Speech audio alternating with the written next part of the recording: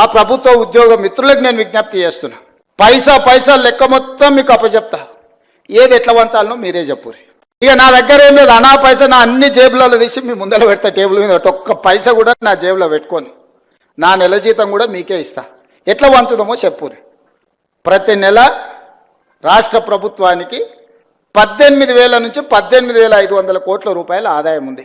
6,500 కోట్ల రూపాయలు ప్రభుత్వ ఉద్యోగస్తుల జీతభత్యాలు, పెన్షన్లు, అవుట్ సోర్సింగ్, కాంట్రాక్ట్ ఏదన్నా అనుకోండి, మీకు ప్రతి నెల జీతభత్యాలు ఇవ్వడానికి 6,500 కోట్లు పోతున్నాయి.